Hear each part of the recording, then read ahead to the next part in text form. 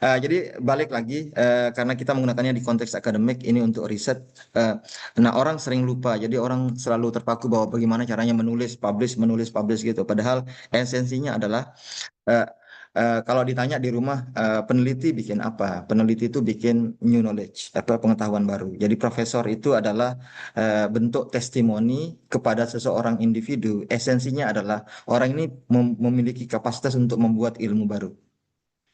Jadi dia ilmu baru. Setiap paper itu ada ilmu baru. Jadi jurnal itu adalah berita baik. Oke.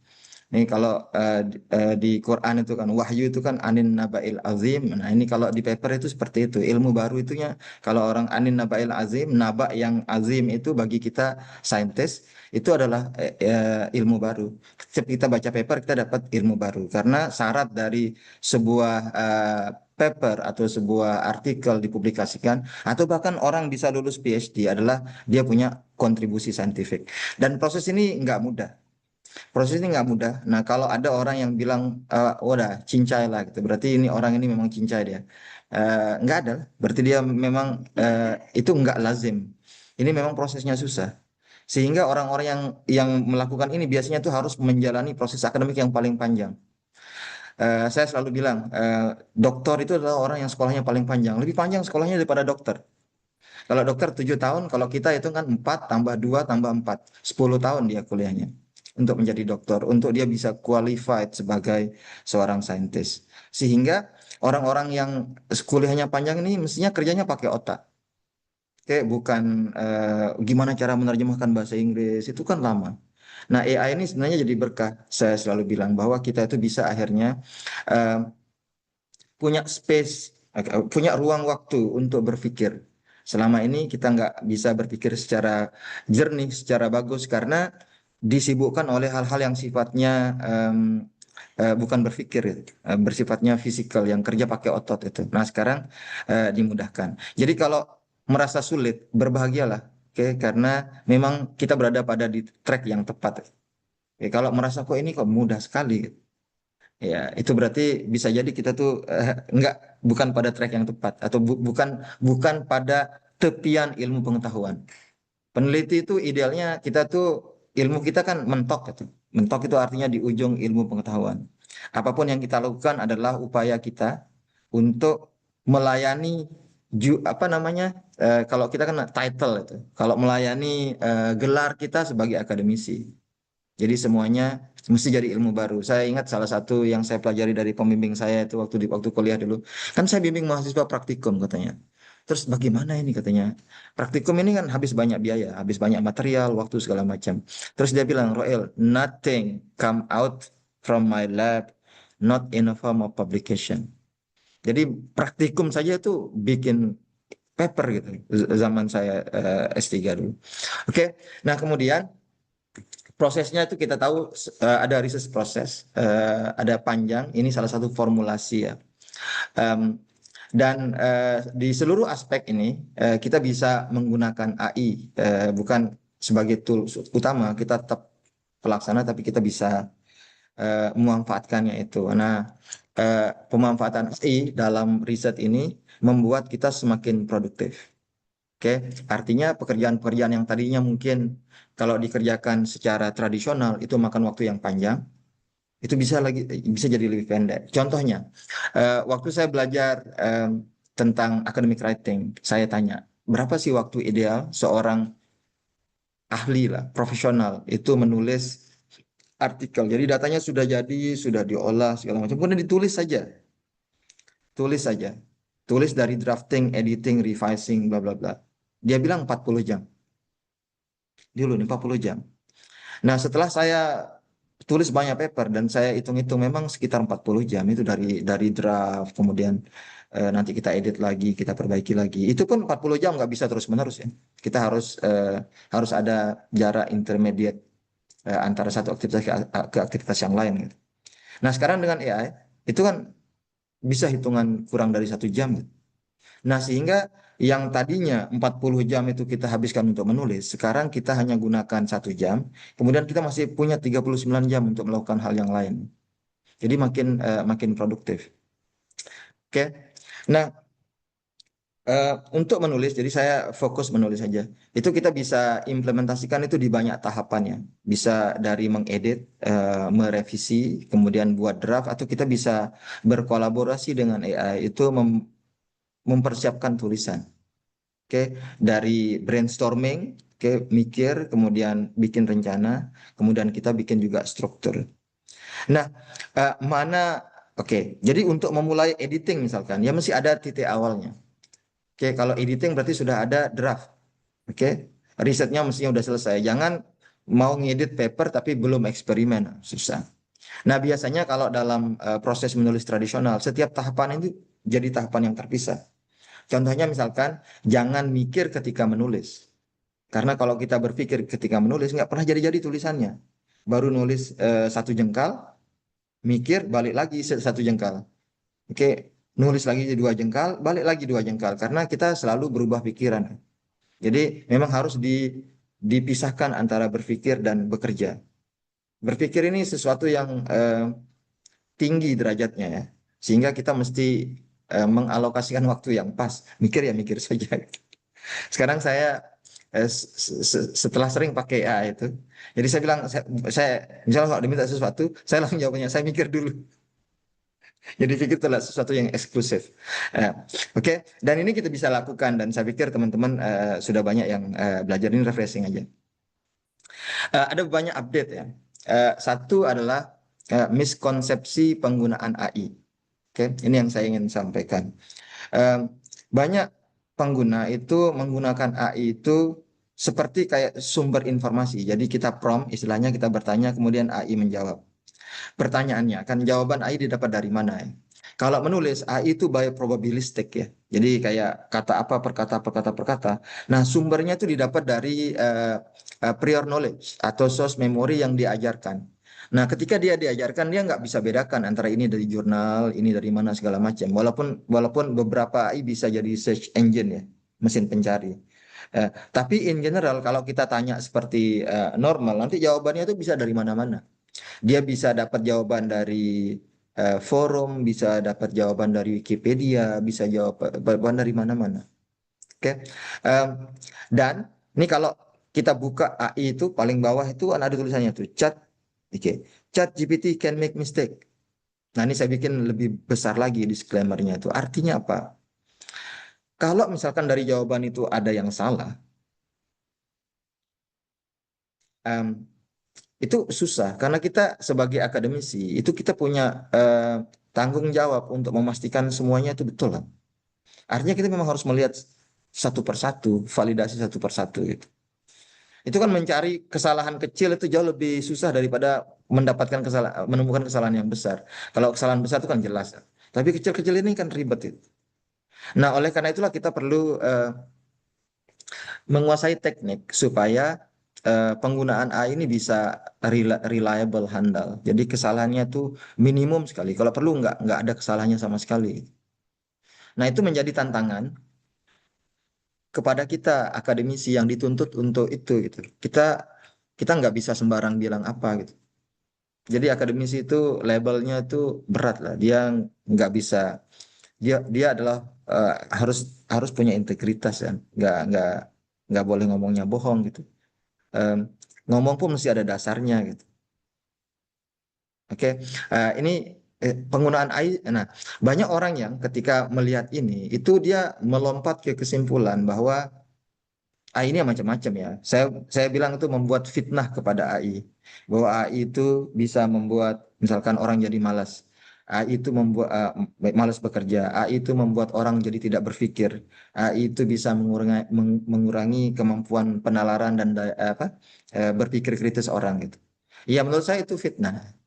Dan bisa jadi salah satu alasan kenapa itu terjadi karena dia melihat AI itu seperti ini.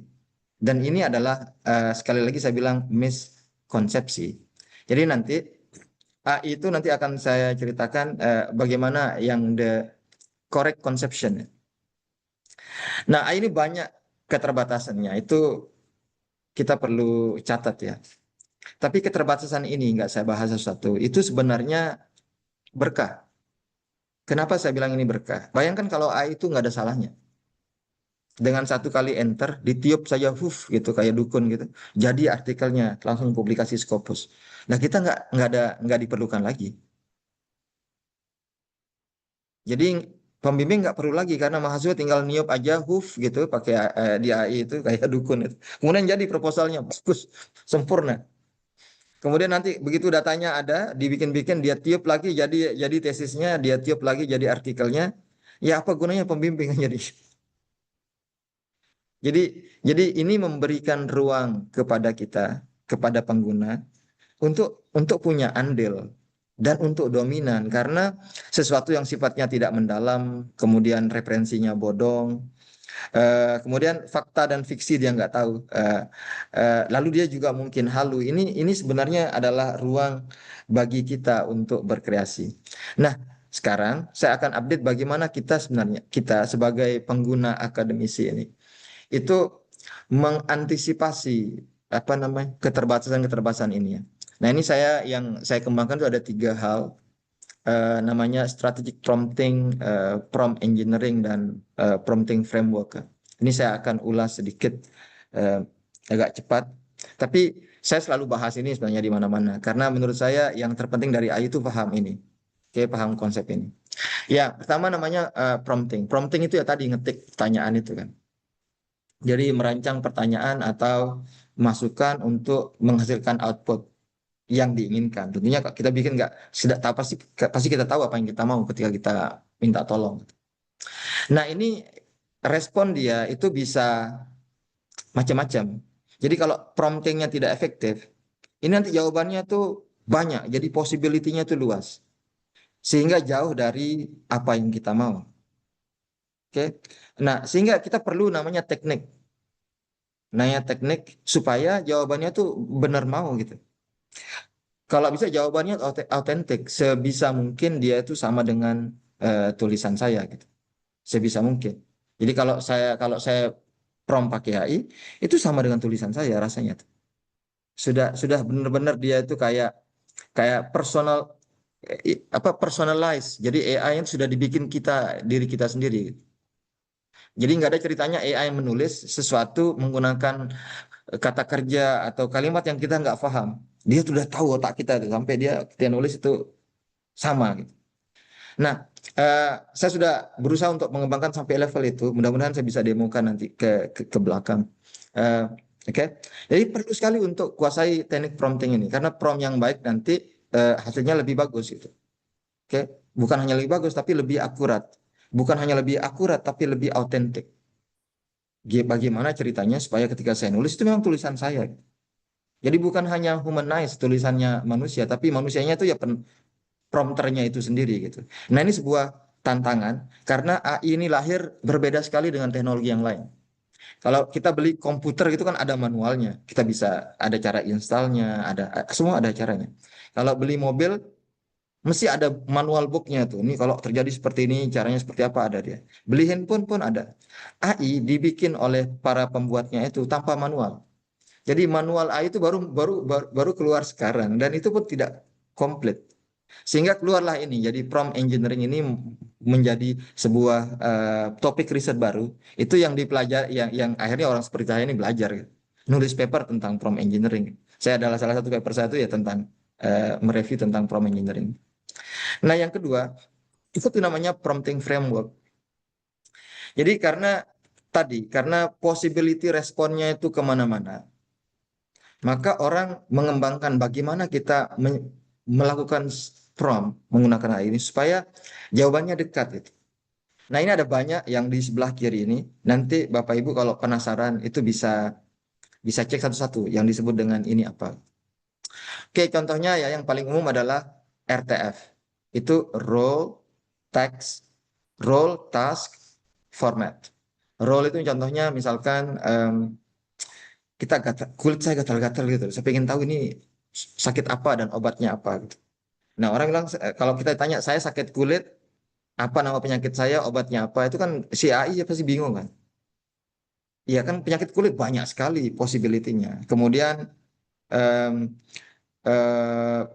oke, terus obatnya pun banyak sekali. Jadi itu contoh prompt yang tidak efektif. Jadi beda halnya dengan misalnya kita foto dia. Kemudian kita tanya, ini saya sakit apa, obatnya apa. Oke, jadi sekarang kita kasih dia input yang lebih spesifik bahwa itu ada foto. Tapi beda halnya dengan kita inputkan foto, kemudian kita tulis kamu itu adalah seorang dokter spesialis kulit, pengalaman mendiagnosa penyakit kulit dari foto. Oke, kemudian apa namanya analisis, diagnosa sakit saya ini apa dan kasih kemungkinan obat. Nah, ketika mendiagnosa itu pun urutkan dari yang paling mungkin. Jadi kasih 3 kemungkinan, yang paling mungkin. Nah, ini contoh yang role, task, format. Kemudian ada misalkan namanya eh, chain of thought. Chain of thought ini seperti gambar yang di bawah ini. Jadi kita meminta itu nggak sekali, tapi berkali-kali. Contohnya ketika mau menulis. Menulis itu sebelum mulai kita minta dia, kamu personalize dulu supaya tulisanmu seperti saya, seperti tulisan saya. Kemudian kamu pelajari terminologi di bidang ini. Kita pelajari terminologinya. Kemudian eh, jadi dia nggak menggunakan bahasa yang istilahnya tuh asing di bidang itu. Dia sudah mempelajari bidang itu menggunakan kata-kata apa ini. Kemudian baru diminta, nih pelajari research note-nya seperti ini, apa catatan penelitiannya seperti ini. Kemudian mulai diminta menulis. Menulisnya itu pun tahap per tahap, misalnya mulai dari introduction, kemudian menulis dari metode dan seterusnya. Itu namanya chain of thought. Jadi proses berpikir itu kita collab. Jadi kita yang menyederhanakan pekerjaan yang kompleks tadi, oke, yang tahapannya itu banyak. Jadi bukan kita satu kali tembak, tapi em, bukan satu kali tembak, tapi kita bagi-bagi menjadi tahapan-tahapan sesuai dengan proses berpikir. Kemudian namanya chain of thought with self consistency. Jadi supaya dia konsisten. Jadi kita bisa taruhkan di paling bawah prompt itu validasi lagi tahapan-tahapan yang kamu lakukan tadi. Apakah ada yang keliru atau tidak. Oke, nah in context learning kayak tadi yang saya bilang bahwa oke, kamu pelajari dulu gaya bahasanya, kamu pelajari dulu terminologinya, diajarin satu persatu itu in context learning. Jadi ada banyak teknik untuk memaksimalkan AI ini dan saya pikir masing-masing orang bisa menggunakan satu atau lebih dari teknik ini untuk dipergunakan dalam prompting. Idealnya kita itu bangun koneksi dengan AI. Jadi supaya kita bisa mengenerate sesuatu yang benar-benar betul-betul autentik. Nah, yang saya sering gunakan itu saya bilang itu prompting lanjut. Satu namanya yang retrieval augmented generation.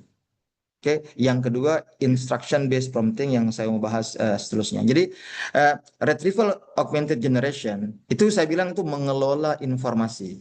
Jangan bertanya ke AI karena sumbernya kita tidak bisa kontrol. Bertanyalah AI dari sumber informasi yang kita sediakan. Nah, ini contohnya. Oke. Contoh misalkan yang sering saya kasih ini dalam hal ini adalah ada orang yang ingin menulis sebuah penelitian kan. Dia ingin punya novelty, ini biasanya proposal. Dia langsung tanya AI, kasih saya penelitian baru di bidang ini yang novel, novel yang baru. Ya itu possibility-nya terlalu banyak.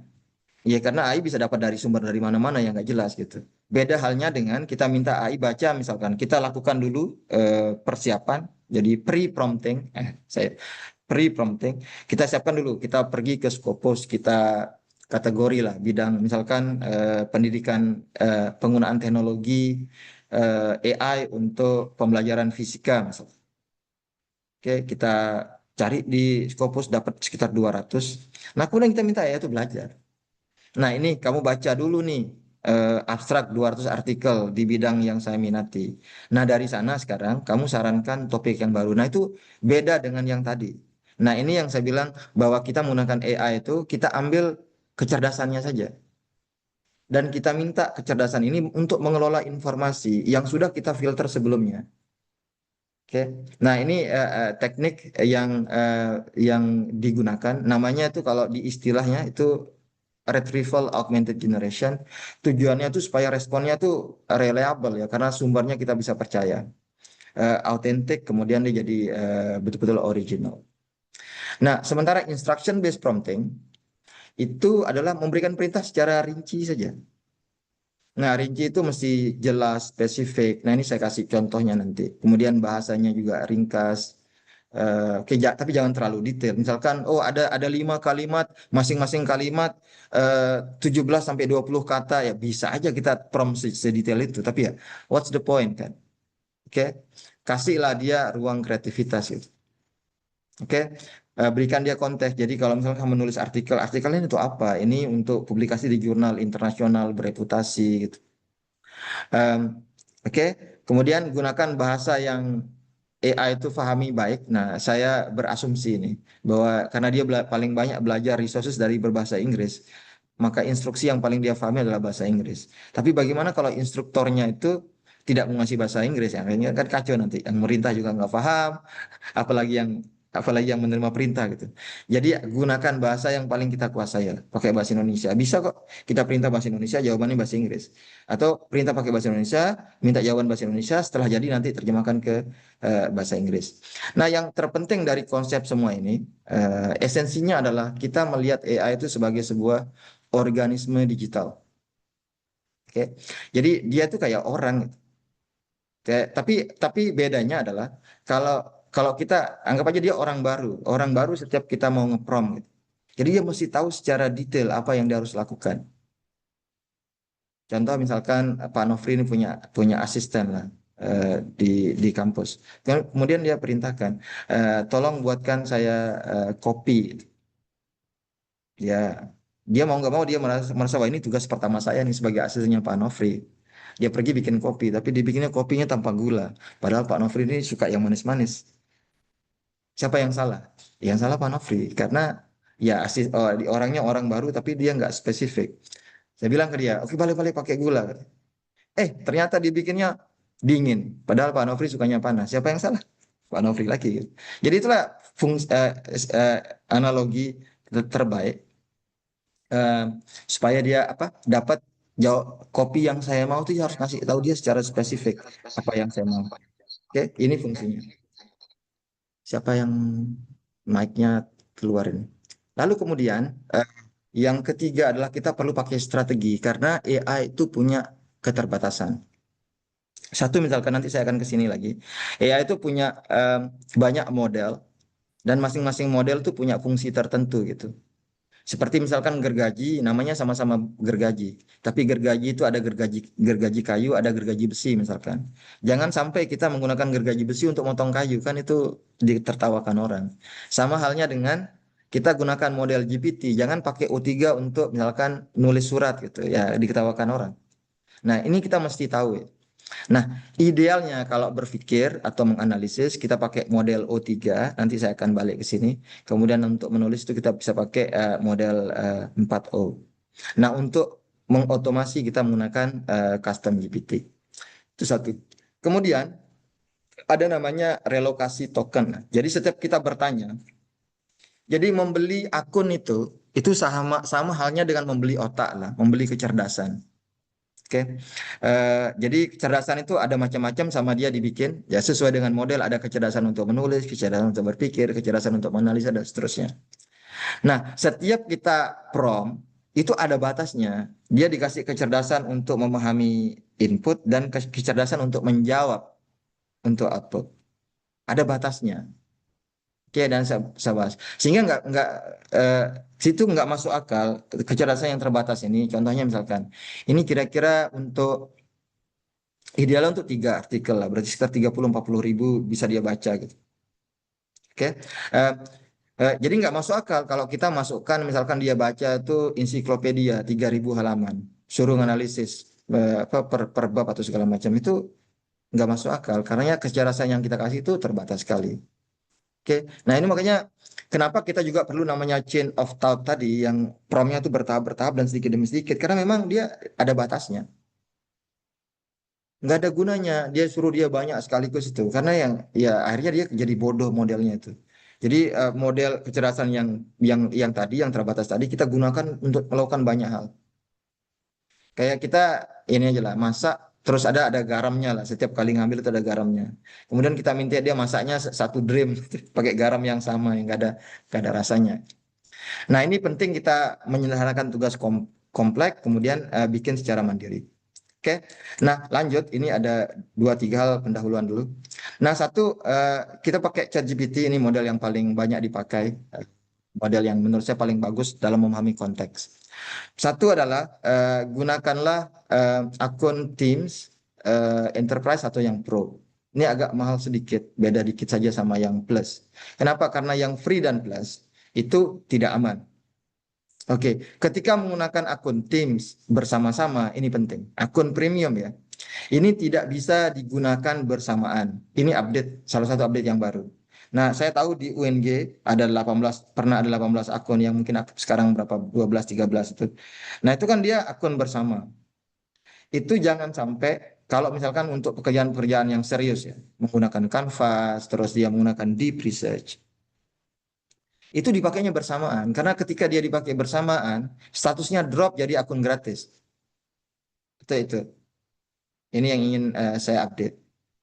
Oke, tadi kemudian di Jeep itu ada banyak model, saya sudah jelaskan. Ada Canvas, itu kita bahas untuk kolaborasi dengan AI. Kemudian kita bikin project dan seterusnya kita bisa bagi chat dan ada namanya custom GPT. Oke, nah ini sesuatu yang perlu kita tahu karena kalau kita ini kayak kayak inilah kita dikasih powerful lah tools ini. Tapi kalau kita tidak bisa gunakan secara bagus ya enggak, akhirnya nggak bermanfaat. Jadi mubazir ya. Oke. Nah, ini saya kasih update mengenai kalau saya beli satu paket ya, satu bulan gitu. Itu kayak beli pulsa sebenarnya. Oke.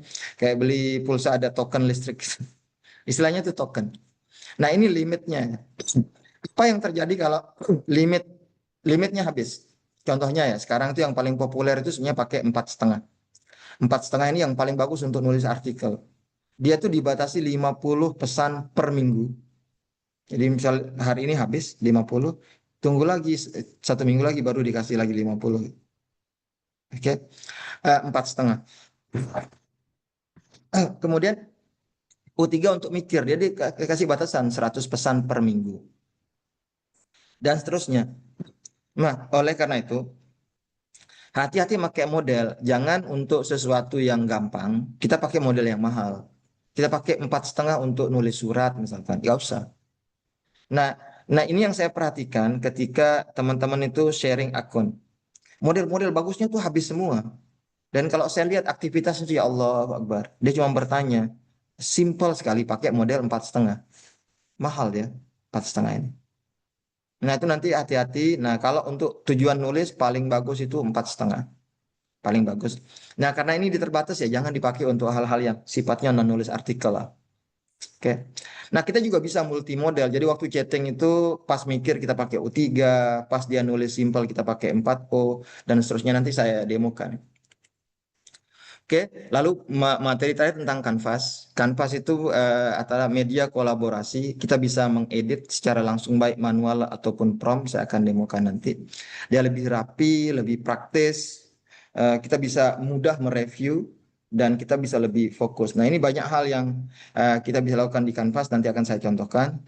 Kemudian collab dengan Canvas pun mudah. Oke, kita bisa memperpanjang artikel, memperpendek, merubah format, bikin informasi baru ada banyak dan ini promnya saya tunjukkan. Nanti slide ini saya akan bagikan ke teman-teman. Oke. Nah sekarang nulis artikel, saya mulai contoh ya. Yang paling bagus nulis artikel itu adalah drafting itu adalah sebenarnya kalau kita sudah punya catatan penelitian yang lengkap. Oke. Catatan penelitian yang lengkap itu isinya tuh ya informasi ya. Jadi ada dua ya, ada tiga lah informasi yang saya kategorikan itu. Pertama adalah insight, jadi pemikiran yang ingin kita tuangkan dalam artikel itu, gagasan kita lah. Yang kedua adalah data set yang kita gunakan sebagai proof ya, bukti bahwa hipotesis kita itu terbukti gitu.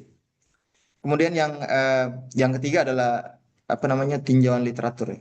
Jadi basis literatur yang kita pakai. Oke, seperti yang saya bilang tadi, kita peneliti itu kan nggak asal ngomong. Kita tuh mesti ada basisnya. Nah, basisnya itu ada dua. Kita bisa menggunakan basis data yang kita generate sendiri, atau kita kita bisa menggunakan basisnya itu adalah data orang lain yang kita citasi, gitu. Ini yang pre-writing dokumen. Nah, kemudian insight tadi, jadi apa yang dari kita sebenarnya logik saja. Saya sering kasih analogi itu, apa namanya? Ini kan namanya apa namanya tuh, pre apa justice in absentia. Jadi kita itu kalau mau nulis artikel itu kan, atau tesis saja, kita tuh diadili tanpa kehadiran kita sendiri oleh reviewer. Dia cuma menilai dokumen saja. Diadili, direview, tapi orangnya nggak ada. Oke. Nah, sehingga kita mesti menuangkan otak kita atau menyatu dengan apa yang kita tulis. Nah, secara saintifik yang kita lakukan itu kan sebenarnya berargumen ya. Kita ingin menunjukkan bahwa ini loh, saya tuh punya temuan baru, saya punya ilmu baru. Nah, apakah ilmu baru ini sah? Oke. Kemudian apa namanya? Ini benar-benar baru kan, dia harus punya bukti ya. Nah, bukti itulah data yang kita dapat dari eksperimen, dari wawancara, dari survei dan seterusnya. Itu upaya kita untuk membuktikan hipotesis sebenarnya. Nah, nah nanti jadi dari argumennya simpel saja. Saya punya dugaan ini bukti-buktinya. Kemudian bukti-bukti ini koheren semua menunjukkan bahwa apa yang saya duga itu benar. Itu simple logic, itu namanya demonstrative proof. Oke, itu adalah pembuktian by means of demonstration. Ya, saya tunjukkan ini benar-benar, saya lihat kan. Oke, itu logic, apa namanya, empirical logic namanya. Ini saya tunjukkan ya. Oke, em, dokumennya. Mirip halnya dengan prinsip di pengadilan. Ya, kalau kalau di sini kan kita mengklaim ada kebaruan, kalau di pengadilan itu kan jaksa itu menuduh bahwa orang ini berbuat salah. Kemudian jaksa itu memberikan bukti-bukti ya. Oke. Nah, hakim itu yang jadi reviewer, yang menilai atau jadi editor gitu. Oke. Nah, kita itu kayak semacam jaksa yang menuntut itu. Kemudian reviewer itu yang tadi membela, ini sekarang itu yang reviewer itu yang bilang, "Oh, enggak. Ya, ini enggak sama," gitu. Nah, orang gampang saja menuduh. Kita tuh bisa saja, mudah saja bikin hipotesis. Contohnya misalkan, eh, saya punya hipotesis bahwa apa, kita bisa menumbuhkan kecambah di bulan gitu. Hipotesis. Ya semua orang bisa berhipotesis. Ya buktinya apa kan, kan seperti itu. Nah, ini yang esensi yang paling penting. Jadi tadi bahwa ada sesuatu yang baru. Yang kedua, proses sesuatu yang baru ini mesti dilakukan proses pembuktian melalui metode ilmiah tadi. Kemudian validasinya, apakah itu diterima atau tidak, nanti kita kabarkan lah, kabarkan ke komunitas saintifik. Itulah yang kita kita ketahui sebagai nulis jurnal atau publikasi. Nah, ini ada argumennya. Kemudian nulis itu dalam struktur. Struktur ini punya dataset untuk menunjang data itu. Kemudian ya dataset itu kita integrasikan dalam struktur itu. Jadilah dia tulisan. Jadi dia simpel saja. Oke. Jadi kalau kita punya pendahuluan sekarang, kemudian jadi untuk menulis ini itu simple. Oke. Jadi eh, dulu sebelum ada AI itu orang itu saking saking susahnya menulis, kita akhirnya membagi dua penelitian itu adalah penelitian dan menulis gitu. Saya ingat sekali orang ditanya, "Loh, sudah selesai penelitiannya, tinggal nulis saja." Kayak nulis itu di akhir gitu. Nah, sekarang saya bisa bisa bilang dengan sangat yakin bahwa menulis ini bukan lagi sesuatu yang punya nilai ekonomis. Artinya orang nggak makan dari nulis, karena AI itu bisa bisa lakukan itu secara cepat dan mudah gitu. Sekarang kita harus konsentrasikan kayak daya upaya kita dalam bekerja meneliti itu ke aspek berpikir. Jadi kita menuangkan gagasan dalam bentuk poin-poin seperti ini, kemudian kita baca, kita cari literatur, ini kita bisa padukan menggunakan AI. Sama juga kita berpikir bagaimana metodologi, terus kita bikin pokok-pokoknya saja. Sama kutipan literatur seperti apa. Sama halnya juga dengan data. Data setelah kita analisis, kita visualkan, dari literatur pendukung. Ini aja, kemudian menulisnya itu kita serahkan ke AI. Nah, ini beberapa hal catatan yang nggak akan saya bahas mendetail biar saya punya waktu lebih banyak untuk demo ya. Penelitian, kemudian literatur, eh, ini juga mungkin nggak perlu saya jelaskan secara rinci, tapi beberapa lah pokok-pokoknya. Jadi carilah dari jurnal yang bagus itu, karena oke, orang akan melihat kita tuh you are what you read. Kalau paper yang kita pakai itu paper-paper yang entah tahun udah jadul gitu, dari jurnal yang orang nggak kenal gitu. Akhirnya ya, karena itu kan you are what you read. Berarti ini kamu nih ilmunya ilmu nggak dikenal gitu. Kalau literaturnya baru, kalau lama orang mikir kita nih jadul. Jadi citasi juga baca juga jangan jangan jangan jangan irit-irit lah, masa. Oke, walaupun nggak ada ketentuan berapa jumlah referensi, tapi standar referensi itu makin banyak sekarang per artikel. Dulu zaman saya itu 15-20 tahun yang lalu itu mungkin 30-40 sudah bagus. Sekarang saya melihat ada tuh artikel full itu yang referensi bisa 60-70 gitu, kayak inflasi ya referensi ini. Ya, jadi ka- karena karena itu umum walaupun nggak ada aturannya. Itu jadi kayak custom ya. Jadi konsensus bahwa referensi itu mesti banyak. Karena jangan sampai kita itu terkesan kita tuh nggak baca. Oke, kemudian bikin sebisa mungkin itu kutip pendek-pendek dari bacaan, sertakan data, kemudian prioritas kita baca sendiri. Oke, walaupun AI bisa membantu, tapi jauh lebih bagus ketika kita baca sendiri karena informasinya itu langsung kita validasi sendiri. Nah, nah ini saya terbuka ke teman-teman di UNG. Ini ada banyak framework yang di Gera dikembangkan itu. Tapi masing-masing itu sumbernya itu adalah kita punya draft naskah, oke. Kita punya dari skripsi atau laporan, kemudian dari catatan penelitian. Oke, catatan penelitian ini misalnya contohnya kita bisa prompt menggunakan ada filenya itu demo 3. Dari demo 3 ini dia langsung dari notes menjadi draft. Oke, kemudian draft ini kita bisa revisi mandiri, kemudian kita bisa edit akhir menggunakan Canvas. Ini skema-skema yang kita lakukan. Kenapa banyak sekali tahapan AI-nya? Tadi karena kita merelokasi token tadi. Jadi aktivitas memang kita lakukan itu pendek-pendek karena setiap kita bekerja ada batasnya. Sama juga kita lah, kita kerja hari ini ya istirahat. Nah ini saya menghormati sekali teman-teman yang mau hadir hari Sabtu. Ini orang jarang-jarang sering berpikir. Kita tuh selalu melihat eh, kekurangan kekurangan kita ya, kurang ini, kurang banyak papernya, kurang banyak. Kenapa nggak sebanyak Pak Roel gitu?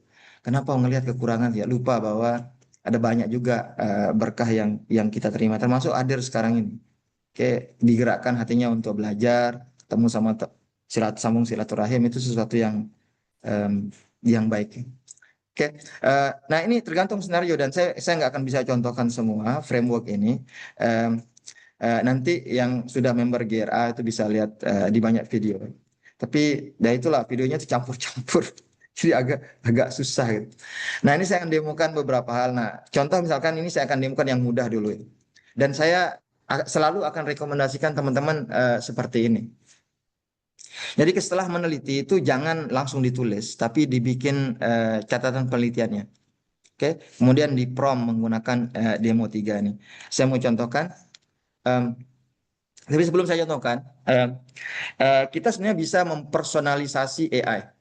Oke, personalisasi AI itu, humanize AI itu kalau kita menggunakan prompt, sekarang prompt-prompt yang ada di GRA itu sekarang sudah ada elemen personalisasinya, sehingga AI deteksinya itu turun kalau kita pakai. Misalnya sudah dibikin dari AI yang lain, pakai di prompt yang di GRA itu nanti bisa turun. Em, Kemudian ini contohnya ini saya demokan 3 minggu yang lalu. Ini artikel mahasiswa saya, Reza Zulfian Aldio ini, mahasiswa S3 saya. Awalnya dia nulis pakai AI dia terdeteksi 40, kemudian kita prompt menggunakan revisi mandiri dokumen akademik yang ini, prompt demo 5 ini. Em, Dia turun jadi 30 di sini. Oke, 30 di sini waktu hampir jadi 20 loh karena dia ini nggak menghitung referensinya.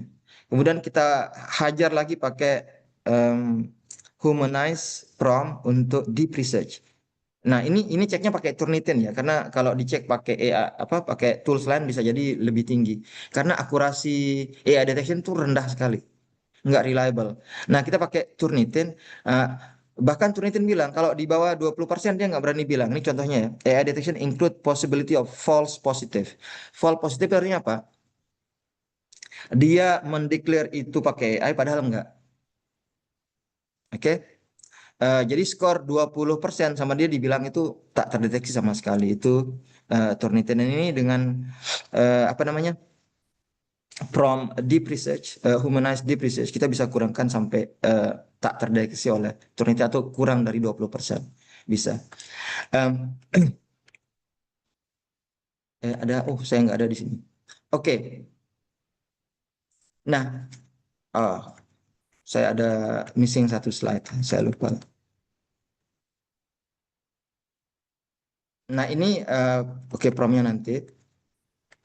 Nah, oke, saya akan contohkan demo yang tiga ini.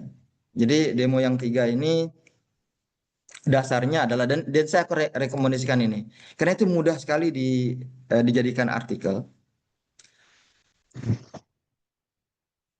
Em, tapi dan mudah juga untuk persiapannya gitu. Nah, ini saya kasih contoh kumpulan prompt. Semua kumpulan prompt ini saya akan bagi nanti linknya supaya teman-teman UNG bisa pakai. Eh, Silahkan pakai saja. Ini tadi prompt 3. Ini prompt 3 itu basisnya adalah research note, jajaran penelitian. Nah, ini bukan draft ya, tapi kayak kayak ringkasan kecil gitu. Nah, contohnya misalkan untuk menulis introduction, nggak perlu ditulis full, tapi ditulis pokok-pokoknya aja. Kemudian kita juga sudah bikin rangkuman literaturnya seperti apa. Ini literatur yang dipakai untuk menulis introduction. Kemudian ini metodologinya, ditaruh semua detailnya. Kemudian kita siapkan juga literatur yang kita gunakan untuk menulis metodologi dari sini sampai sini. Demikian halnya juga dengan result. Oke, di luar ini kita juga siapkan datanya. Jadi data gambar 5, 6, 7, 8. Saya rekomendasikan gunakan alur seperti ini karena ini tuh yang paling relatif paling paling mudah karena nulis poin-poin apa yang mau ditulis itu orang Indonesia itu pandai dan itu relax. Jadi justru kita disuruh kerja sambil healing. Kalau tadi saya bilang, jadi pergilah ke kafe sana di mana gitu. Sambil nulis lah, ini introduction nanti kita bahas apa saja. Jadi poin-poin yang kita bahas. Lalu tinggal pakai demo. Kita pakai prompt demo, nanti promptnya bisa diambil. Oke, dan ini chain of thought, jadi ada banyak tahapannya. Kalau nggak salah ada 6 atau 7 tahapan demonya itu. Kemudian tinggal langsung saja kita ambil promptnya. Ini ada tempel keseluruhan catatan penelitian, it's fine. Kita buka. Kita buka, ingat pertama buka AI-nya, kita mikir ini model saya, model yang mana. Oke, mau pakai model yang mana? Bisa pakai, nah GRA itu sekarang ada banyak grupnya sebagai GRA 2. Oke, GRA 2. Oke, nah modelnya yang mana? Mulailah dengan new chat.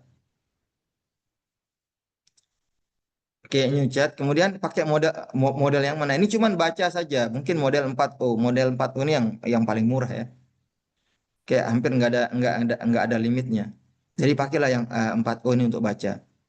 Kayak ini promptnya. Kemudian di bawah sana tuh inputnya adalah keseluruhan naskah, keseluruhan catatan penelitian. Jadi ambil catatan penelitiannya keseluruhan ini. Ini kontrol A saja, semua dapat. Dan ini nulisnya tuh hanya 5-10 menit dan hanya 6-7 kali enter saja. Oke, satu. Kemudian jalan. Nah, di sini ada dua opsi. Jawabnya dalam bentuk chat, ini chatting, atau jawab dalam bentuk canvas. Nah, ini yang tadi dia bilang canvas untuk kolaborasi. Kapan kita pakai canvas, kapan tidak pakai canvas. Nah, kita pakai canvas itu kalau kita ada rencana untuk ngedit, untuk merubah itu. Nah, kalau nggak ada rencana untuk merubah nggak usah. Nah, ini contohnya ini sekarang kan suruh baca aja, nggak akan kita rubah. Jadi kita jawab di atas ini, jawab di chat. Oke, model, kemudian pilih jawabannya di mana, di chat atau di canvas. Nah, ini kita jawab di chat. So, nah ini jawab di chat. Jawab di chat ini apa? Dia nggak bisa dirubah, kan? Ini nggak bisa kita rubah di sini. Oke, ya nggak apa-apa, Bu Magfiroh.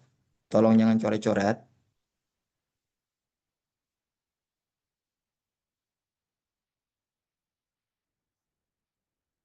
Oke, ini nggak bisa kita rubah. Nah, kalau di Canvas nanti saya tunjukkan, kita bisa em, berkolaborasi dengan AI. Nah, ini udah masuk satu.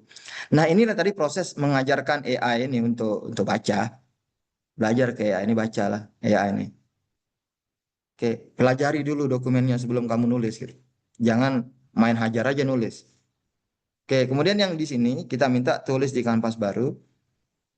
Kemudian ada catatan penelitian sama literatur. Masukkan. Nah, ini kenapa kita minta di kanvas baru? Ini kalau bisa dia sering salah paham ini. Tulis berkali-kali aja, tulis kanvas baru biar dia paham betul. Nah, di sini kita perlu masukkan apa yang mau ditulis di introduction. Kan kita sudah siapkan materinya. Jadi ibarat prompting itu ibarat kita masak. Bagaimana caranya biar makanan yang kita dapatkan itu enak? Ayo kita nyusul. Nggak ada nonton. Apa ya? Ya. Mau Siapa, kemana? siapa Mau ini kemana? ngomong? Bagaimana cara biar dapat makanannya enak? Ya, satu resepnya harus bagus. Jadi resep itu adalah prompt, bagaimana dia harus mengerjakannya. Yang kedua bahannya juga mesti bagus. Kalau bahannya nggak sama, ya nggak bagus. Yang ketiga chefnya itu mesti berpengalaman, yaitu AI-nya itu. Chefnya itu mesti berpengalaman. Jadi ada tiga hal. Jadi bukan hanya resepnya, tapi chefnya juga harus bagus. Nah, chefnya itu apa? Pemilihan model yang pas, contohnya. Oke. Nah, bahan itu ya bahan hasil yang kita mau kerjakan gitu. Kita siapkan. Oke. Nah, ini masuk. Kemudian kita masuk ke promnya. Apa tadi yang saya ambil lupa saya. Ini sudah ngambil promnya. Kemudian kita mau nulis introduction. Apa? Oke, mau masak, mau bikin masa introduction. Beri bahannya bahan untuk menulis introduction. Kita ngambil bahan. Ada juga literatur, ada juga tulisannya. Kita copy, kita masukkan. Kemudian ini masuk sini,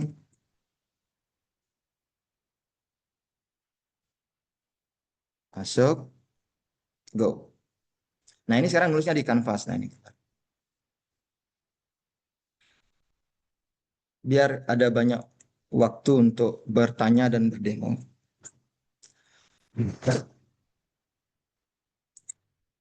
Oke, Canvas ini apa? Jadi Canvas ini beda dengan chat. Kalau di chat itu, saya izin buka jaket saya. Mas,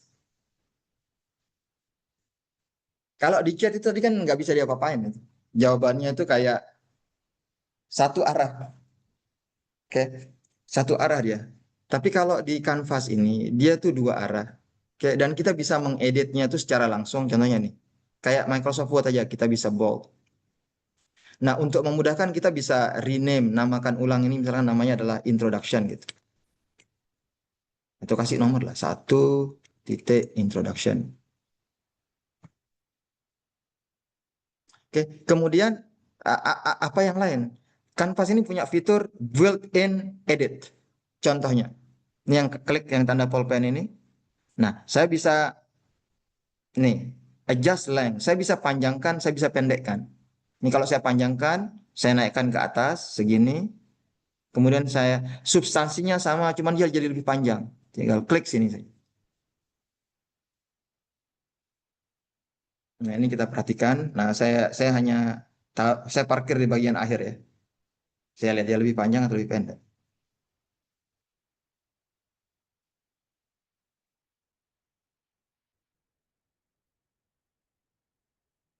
Nah, kan jadi lebih panjang itu. Jadi lebih panjang. Oke. Nah, panjangannya tadi itu bisa kalau mau dipanjangin maksimum bisa 2000 kata jadinya ya. Sampai sini itu 2000 kata jadi. Oke, kemudian kita bisa adjust reading levelnya. Oke, kita bisa turunkan jadi level pembacaan anak TK atau kita bisa naikkan bacaannya profesor lah, graduate school. Ini saya kalau ini kan pasti graduate school lah, kita mau profesor ini. Ini kerjaannya orang-orang yang capek sekolah. Graduate school masuk ngedit. Ini level edit. Jadi jauh lebih simpel dengan AI yang semakin maju ini.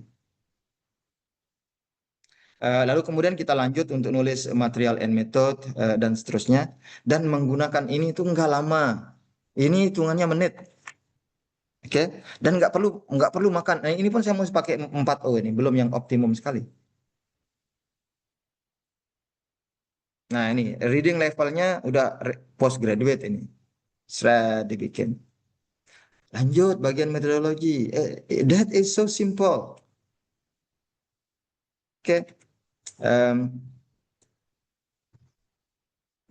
ini bagian metodologi. Masukkan lagi promnya.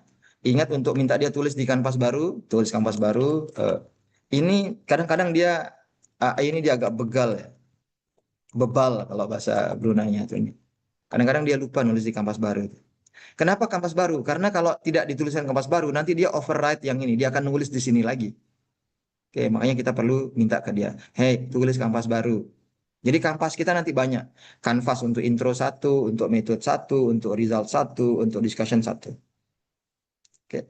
Nah, ini kemudian kita ingat ini resepnya kita ngambil, kemudian bahan yang mau dimasak apa? Bahan yang mau dimasak itu ada di catatan penelitian ini, bagian metodologi. Nah, di sini ada gambar. Figure 5 dia bilang. Oh, by the way, catatan ini nggak harus bahasa Inggris ya. Bahasa Indonesia juga nggak apa-apa. Dan nggak perlu pakai bahasa-bahasa yang canggih-canggih, gaya-gaya gitu. Pakai bahasa simpel aja. Atau juga nanti kan levelnya bisa diatur. Mau level nulis agak anak TK, SMP, SD, SMP, SMA, mahasiswa atau levelnya pasca sarjana. Itu bisa kita atur pakai Canvas. Oke. Jadi yang penting sekarang itu adalah idea. Oke. Yang penting itu gagasan. Yang penting itu pemikiran. Jadi inilah yang saya bilang AI itu menaikkan marwahnya para peneliti itu.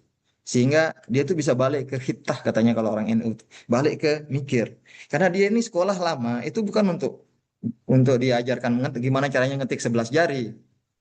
Tapi bagaimana cara dia berpikir yang bagus.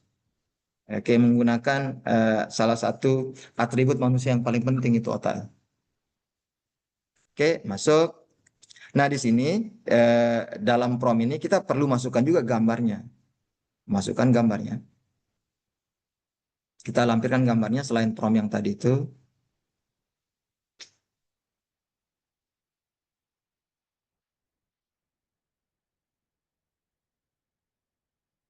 Ada gambar 5. Lalu tinggal hajar aja dan kita tunggu aja. Jadi pergi ngafe, diskusi sama sesama profesor di mana gitu. Sambil nulis-nulis catatan ini kira-kira apa. Enak jadinya sekarang. Insya Allah awal-awal Agustus nanti saya akan bikin satu sesi khusus tentang bagaimana eh, membimbing mahasiswa. Jadi pembimbing penelitian itu biar nanti outcome penelitiannya itu em, apa namanya bisa dipublish di jurnal. Oke, skripsi. Insya Allah ini saya sudah niat lama tapi belum sempat. Nah ini salah satu kelebihan daripada Canvas. Oke, dia bilang bisa editing. Ini saya kasih nama ulang, misalkan rename. Oke, 2 titik metodologi. Nah ini kan dia nggak ada subheadingnya kan. Ini kita highlight semua. Terus saya bilang di sini tulis ulang atau revisi em, 2 level heading. Contohnya, contoh 2.1, 2.2 dan seterusnya. Oke. Kemudian saya bilang panjangkan. Kalau kok pendek banget, panjangkan. Enak kan? Ini kayak kayak main main tunjuk-tunjuk aja perintah. Ini saya pernah jadi mahasiswa. Ini kalau dosen saya nih, terutama waktu saya S2 itu kan, dia main tulis-tulis aja, panjangkan katanya, pendek kan. Saya sakit hati betul. Dipikir dia mudah, apa panjangkan ini. Ganti strukturnya katanya. Sekarang itu alhamdulillah ternyata penderitaan saya itu diselesaikan oleh AI ini. Nggak perlu lagi yang repot seperti dulu. Saya kalau mau bimbingan sakit perut saya ini nanti saya disuruh ya ganti yang mana lagi gitu. Nah, ini kan udah dipanjangkan sama dia. Eh ini kalau mau dibuang, buang. Simple saja. Oke. Ini kalau mau ditebalkan, tebalkan. Eh, ya, jadi relatif mudah ya. Ini saya nggak perlu lanjut sampai akhir karena ya seperti ini saja. Hal lain yang ingin saya demokan itu apa? Oke, saya buka aja sekarang. Saya tutup sampai di sini materi saya. Ini kalau saya lihat slide saya balik ke slide. Itu banyak. Jadi ya ini ada banyak cara. Ini sebentar. Ini ada chat.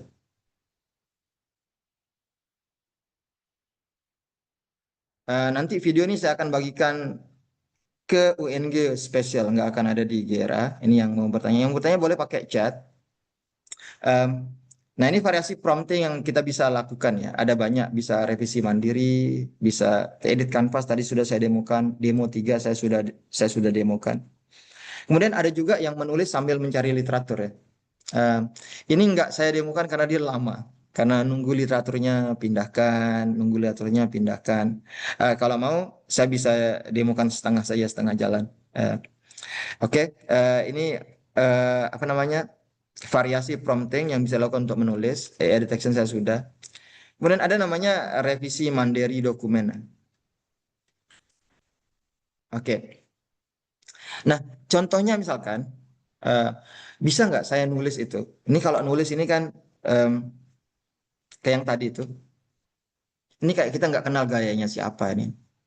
Ya gaya nulis standar lah, tapi kan nggak apa namanya nggak autentik, nggak bukan bukan nggak ada rasanya saya yang nulis gitu. Bisa nggak kita kembangkan eh, sebuah teknik prompting di mana kita bisa menulis dengan gaya kita sendiri.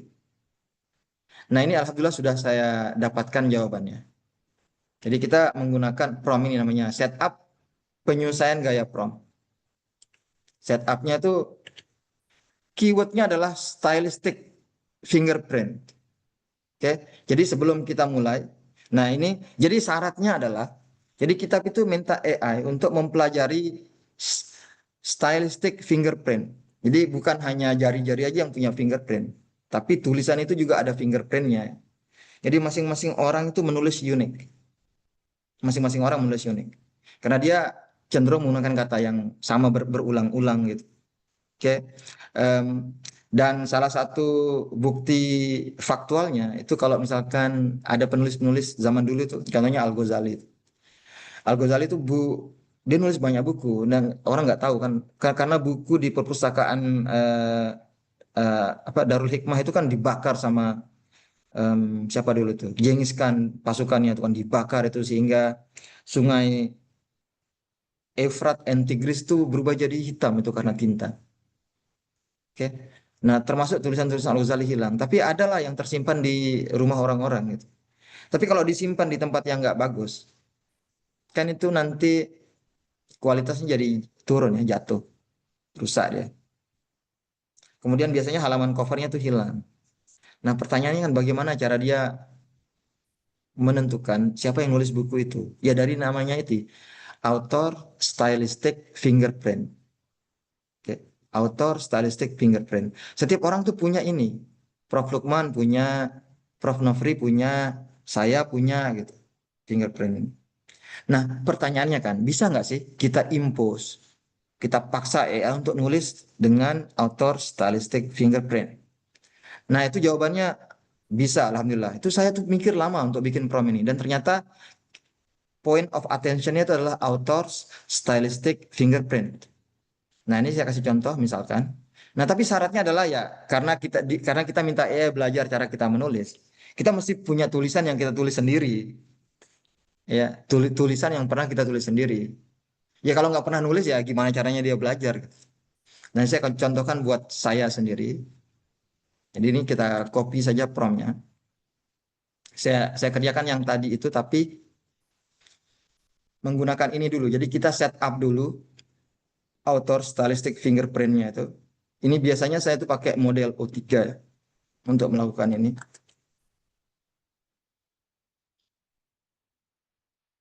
Kemudian kita ambil, nah ambilnya itu ambil file yang pernah saya tulis benar-benar mandiri manual gitu. Nah ini kayaknya ini ada di mana tulisannya GRA. Ini saya terlalu banyak ngasih pelatihan jadi saya bingung di mana. Menulis autentik ya.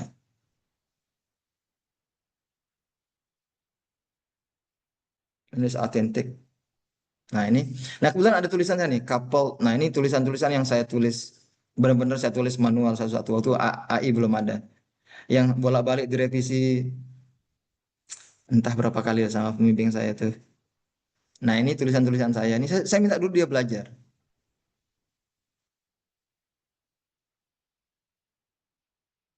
Nah, oke kita hajar. Dah. Nah ini O3 nih mikir. Karena untuk ini tuh nggak mudah kan. Jadi saya suruh dia mikir. Nah lalu setelah itu tinggal kita prom yang sama dengan yang sebelumnya. Nah, prom yang sama dengan sebelumnya ini udah tadi misalkan saya masuk dari yang prom yang pertama saya copy saja promnya biar biar mudah. Saya copy di sini. Saya ambil semua. Supaya sekarang menulisnya itu sama dengan gaya menulis saya. Kalau tadi ini kan gaya menulis AI. Ah, ini sudah. Nah, ini dia baca nih. Style guide ready. Citation range contextualization, structured flow, enumerative, bla bla bla. Kira-kira inilah yang dia pelajari ini. Oke dan oke sekarang mulai ini. Jawab di chat. Nah, kita mulai dulu info. Ini yang saya bilang AI itu kita bisa ajarkan. Ajarkan dia menulis, ajarkan dia gaya gaya kita menulis.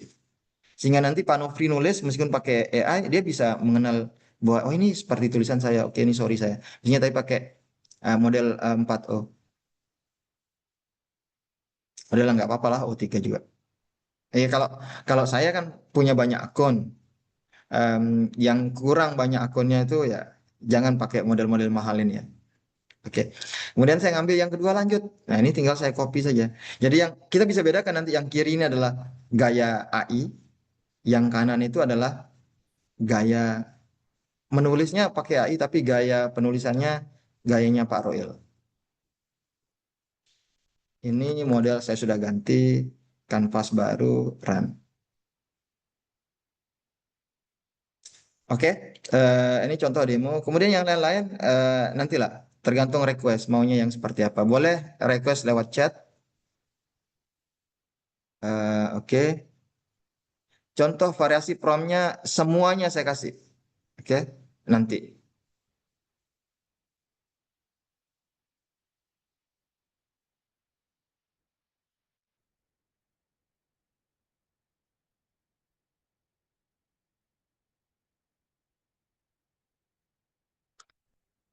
Cara melihat kanvas itu, oke.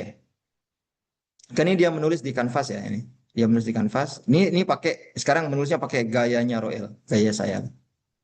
Oke. Nah kalau dia kita minta menulis di kanvas, nanti dia akan tulis di kanvas.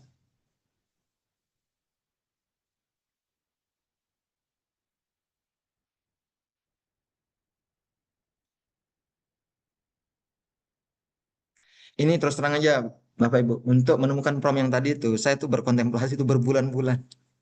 Saya tahu idenya, tapi perintahnya tuh apa?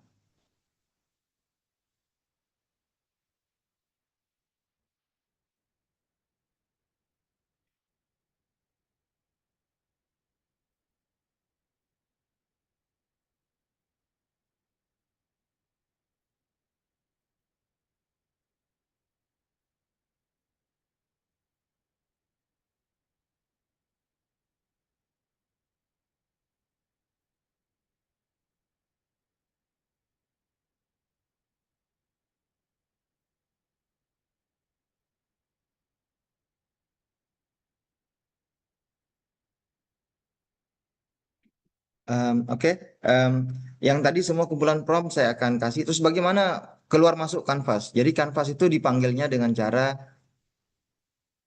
bilang aja tulis di Canvas. Tulis di kanvas baru gitu ini. Nih, tulis di kanvas baru gitu. Kemudian kita navigating di sini. Jadi ini kanvasnya. Nah, ini kanvas. Nah, kalau kanvas itu sedang aktif atau AI sedang aktif, dia tuh ada tanda ini ya, berdenyut-denyut, jantungnya berdenyut-denyut ini. Ya, pup berdenyut-denyut. Ini kita bisa buka tutup kalau ngeprom di sini, buka tutup kanvasnya. Nah, kalau kita sudah nulis berkali-kali, itu ini contohnya.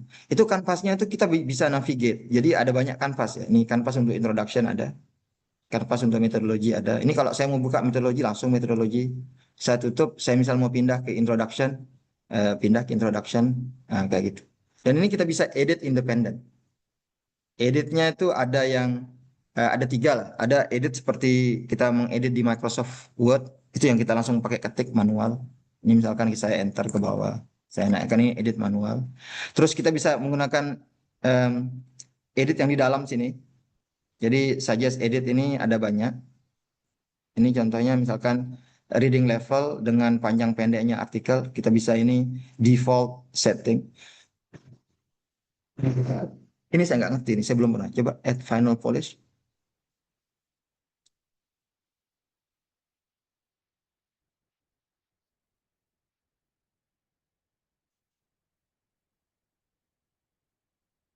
Oh, ditambahkan sub-subnya.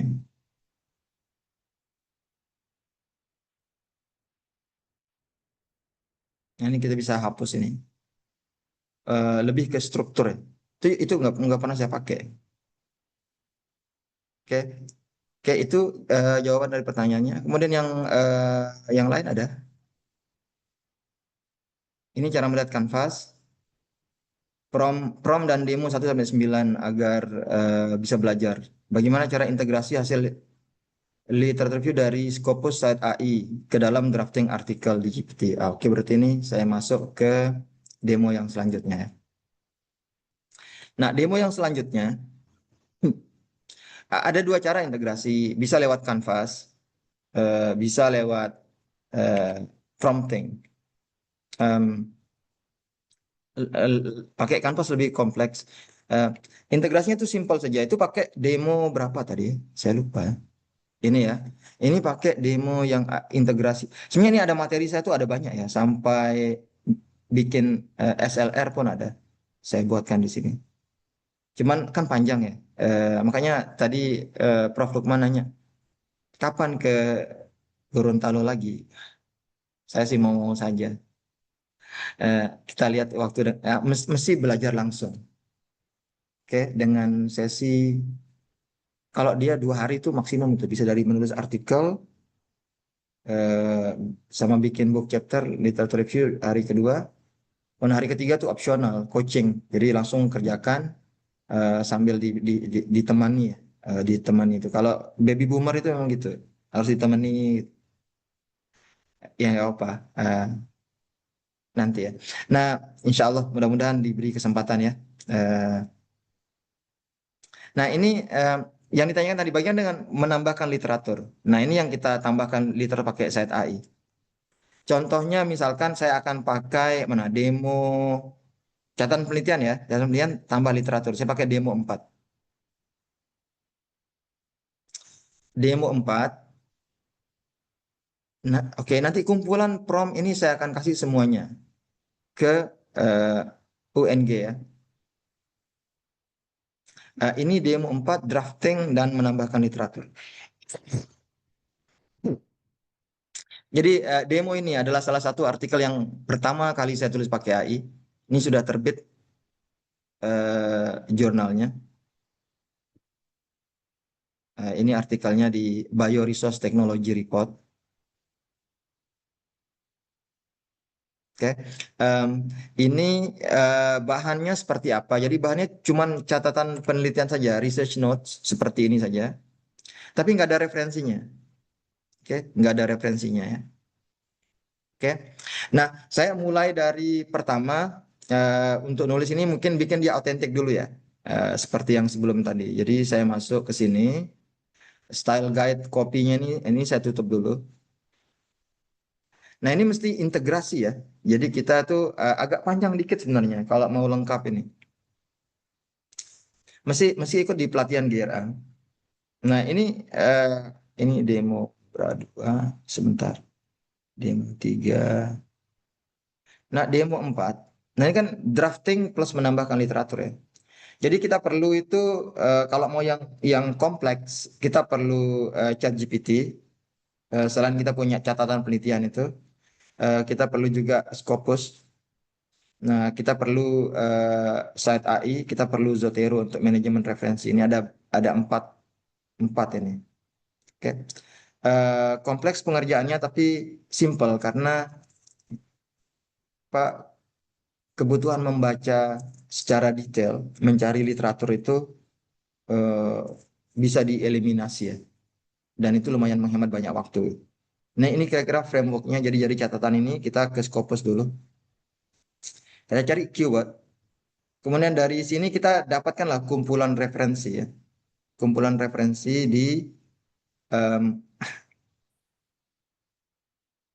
kumpulan referensi itu kita bikin dashboard namanya di Chat AI. Sehingga nanti ketika Chat AI itu diberikan pertanyaan, dia akan mengambil jawaban hanya dari referensi Scopus yang kita bikin. Lalu dari sana kita dapatkan kutipan literatur, digabungkan dengan catatan penelitian, jadilah dia menulis bab per bab. Oke, nah saya contohkan yang tadi itu, sebentar saya ngambil dulu. Ini sekarang saya bikinkan itu lebih kompleks, karena saya juga mau dia itu menulis autentik. Menulis autentik itu berarti pakai prompt yang ini. Nah yang ini, oke, saya ambil saja promptnya, saya copy promptnya, saya buka di sini, saya GPT. Oke, untuk autentitas pakai O3, masuk ke sini, jegrek gitu, ngambilkan contoh tulisan saya sebelumnya. Ini 3 saya pakai itu biar mantap. 3. Nah, pakai contoh itu namanya multi shot prompting istilahnya. Jadi kalau misalkan contoh tadi yang mau resep mau masak koki lah. Koki itu kan kalau diajarkan pakai instruksi saja kan beda dengan kalau ditemani. Dikasih contoh. Ini loh cara masaknya gitu. Kita contohkan. Nah, contoh itu namanya shot. Oke. Nah, kalau contohnya berkali-kali itu nanti chefnya itu kalau chefnya handal itu mantap dia, langsung bagus. Dan ini insya Allah kalau dideteksi sama similar apa AI itu rendah. Jadi kita hajar dulu pakai ini. Oke. Kemudian kita ikutlah prompt yang tadi tuh. Jadi kalau masuk di sini demo 4 ini, mana promptnya? Prompt demo 4. Saya lupa yang mana. Ya ini. Baca dan analisa secara cermat mendalam, kemudian tempel keseluruhan catatan penelitian. Sama lah, mulai dari baca. Ini bahan demonya, saya sudah buka tadi ya. Oke, kita buka, baca, prompt 1. Oke, kemudian masuklah kita ke sini. Oh, kalau model O3 terus model 4,5 itu biasanya agak lambat ya. Oke, sudah. Nah, kita ganti modelnya ke 4O saja lah biar ini cepat masuk ke bawah. Ini saya masukkan dari ini katanya ambil semua. Ya udah, saya ambil semua aja.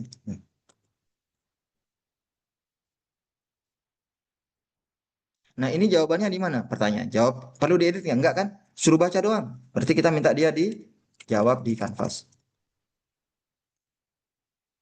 Oke. Sorry, jawab di chat. Chat.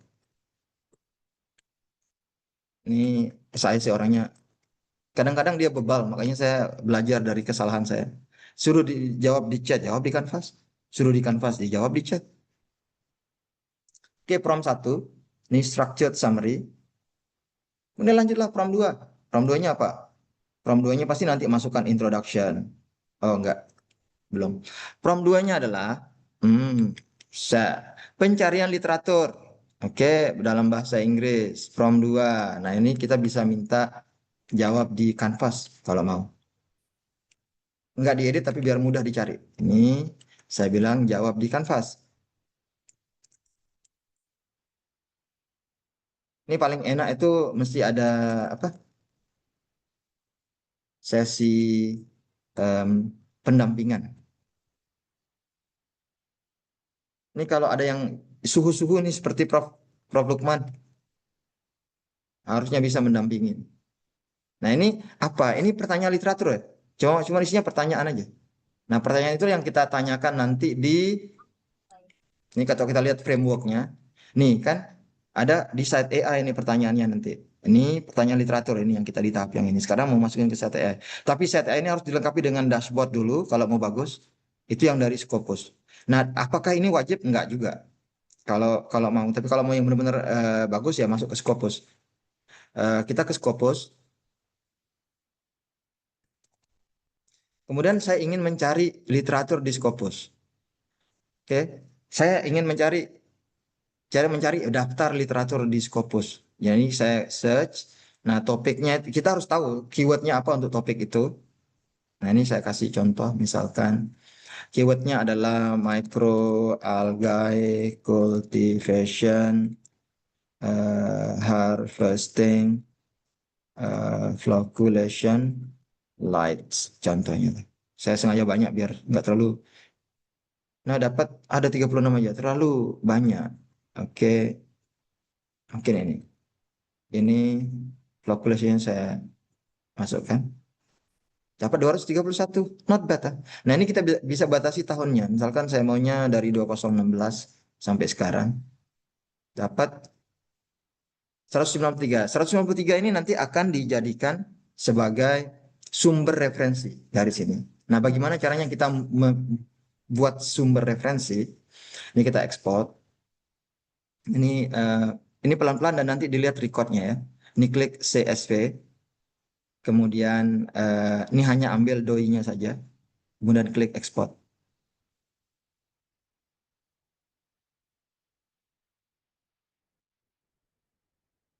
Klik export. Nah, sesudah diekspor CSV-nya, ini kan ada nih, Scopus 61.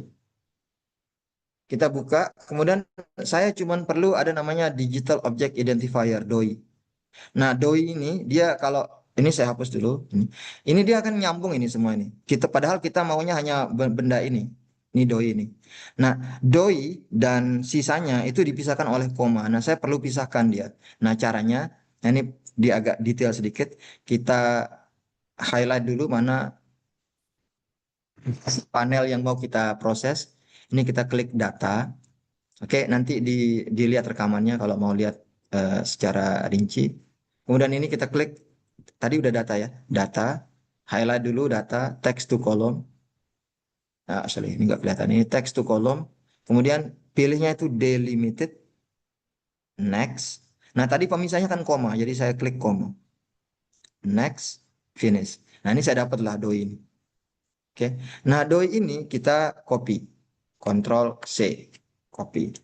Kemudian saya akan masuk ke AI lain, yaitu site AI.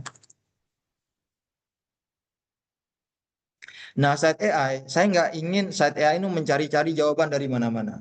Saya ingin menciptakan satu ini, kayak mancing ikan. Kalau mancing di laut itu kan, waduh, belum tentu dapat. Dan yang dapatnya belum tentu yang kita mau. Jadi lebih bagus kita mancing di keramba. Jadi sudah banyak ikannya, sudah jelas. Nah, ikannya ini berkualitas semua, gitu. Nah, itu caranya adalah kita bikin namanya dashboard. Oke, setelah masuk ke site AI login, klik produk ini kemudian namanya dashboard. Kita masuk ke dashboard. Lalu di sini kita create new dashboard. Kasih nama lah, demo. Maaf, Prof, tidak tampil tadi. Tidak tampil, Tampil, sebentar. Prof. Ada biasanya kalau yang Ada, Prof, ada. ada ya. Ringannya gangguan mungkin, Prof. Oke, ini saya ulang ya. Mulai dari site AI dari awal. Ini harus diikuti pelan-pelan. Ikutin aja. Mungkin akan habis waktu lah untuk benar-benar ngikutin. Tapi insya Allah bermanfaat. Kita klik yang bagian produk, kemudian klik dashboard. Kemudian ini bikin dashboard baru atau create new dashboard. Lalu kita nama lah, hanya demo UNG gitu. Nah, lalu di sini kita taruhkan tadi doi-doi itu. Nih, doi-doi tadi. Nah, dan tidak semua artikel yang tadi saya dapatkan di Scopus itu ada doinya. Jadi nanti akan berkurang sedikit. Contohnya misalkan kalau ada yang kosong itu berarti doinya nggak ada lah. Nah, ini kan ada kosong satu berarti nggak ada doinya. Ini kalau saya terus ke bawah, apa masalahnya nih, abang ini? Eh,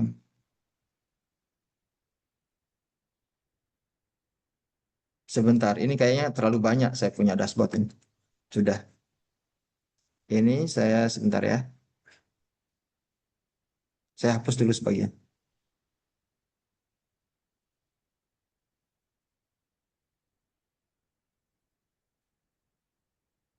Saya hapus dulu bagian kebanyakan. Ada ini 100 kayaknya batasnya.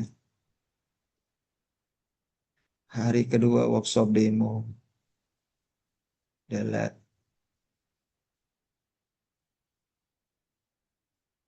Kemudian sebentar ya. Ini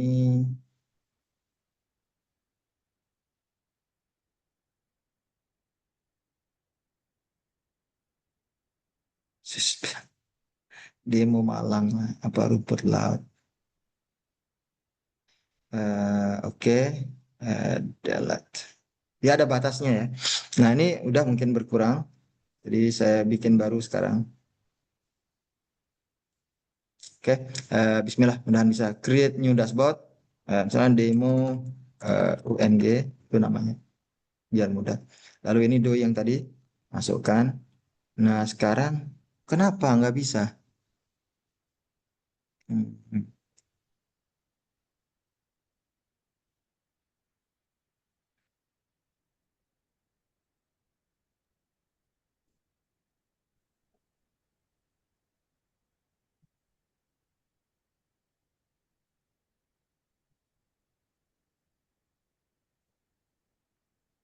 Nah, dia tiba-tiba subscription saya di cancel lah sama orang ini.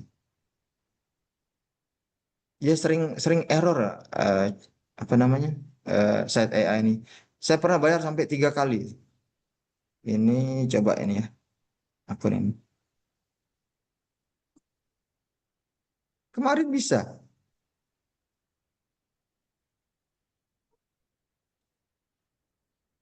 Eh, kenapa dia ini? Maaf ya. Em,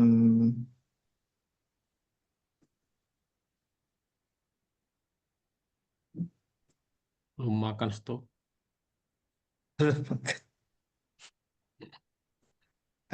dia sering ini fitnah. Saya bilang ini belum sudah situ sudah bayar.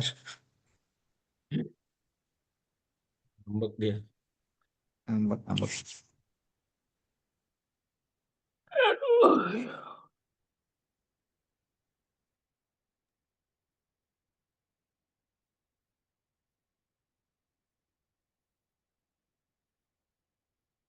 Jadi nanti kita buat dashboardnya, kemudian pertanyaan-pertanyaan tadi yang di generate sini. Nah ini tinggal kita tanya-tanyakan aja. Lalu nanti kita padukanlah jawaban dari eh, apa namanya, eh, site AI ini. Mati. Halai.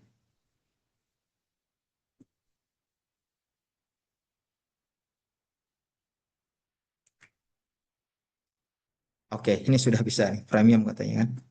Produk. Kemudian ini bikin dashboard. Sorry ya. Ini create new dashboard. Ini bikin dashboard baru.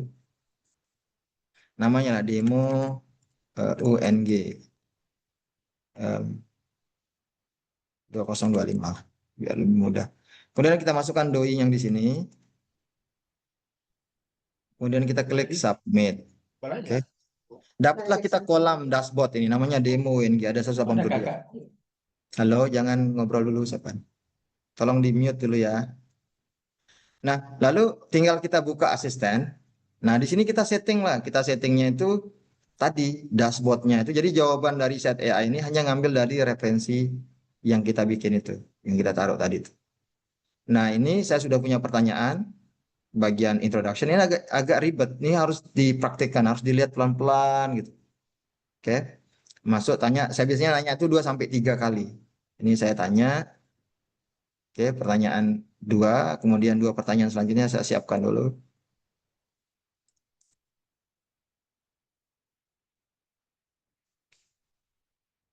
Nah, kenapa saya agak agak sering malas mendemokan ini? Karena dia lama. Eh, Mesinnya dari saat AI ini adalah em, ChatGPT. Oke. Ya, jadi dia beli token. Jadi tadi unit of intelligence itu dia beli ke site AI. Oke, dipakai sistemnya dia. Oke, ini pertanyaan pertama udah dua pertanyaan pertama sudah. Terus sekarang 2 pertanyaan selanjutnya. Kemudian masuk lagi ke pertanyaan yang selanjutnya.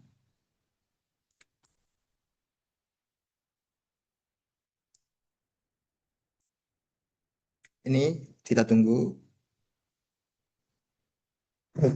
Jadi sebenarnya belajar teknik ini itu sudah asik banget sudah tuh kalau hanya nulis full artikel.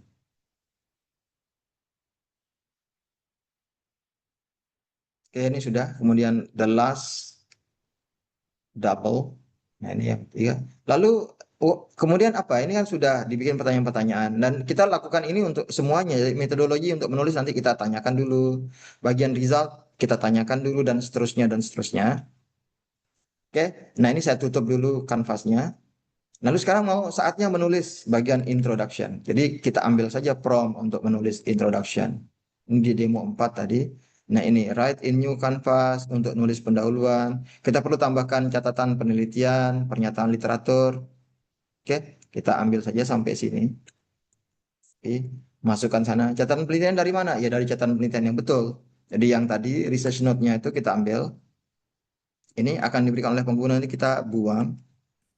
Ini detailnya biar kelihatan rapi dikit saya taruh di bawah.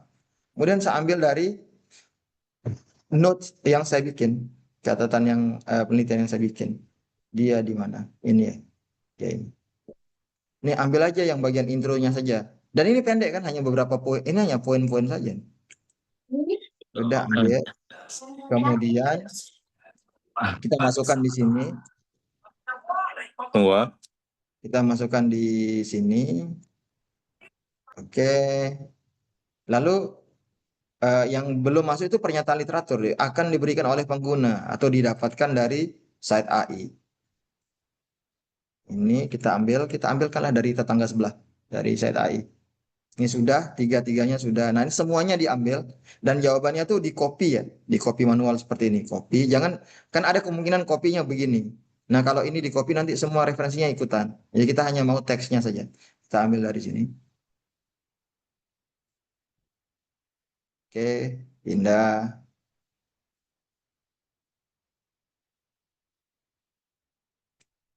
Kemudian dari sini kita ambil lagi jawabannya saja.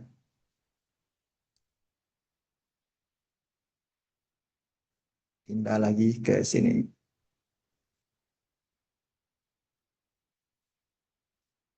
Pindah lagi sini.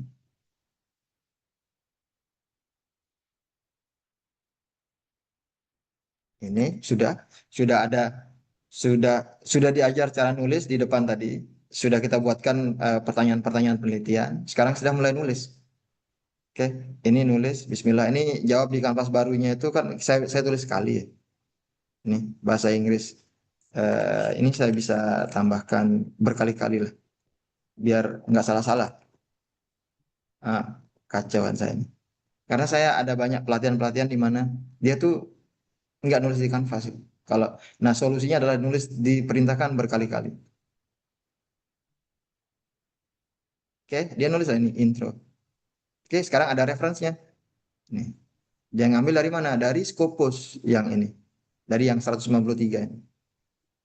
Oke, itu menjawab pertanyaannya tadi. Dan itu kita bisa lanjutkan untuk bagian metodologi, hasil, diskusi, dan seterusnya.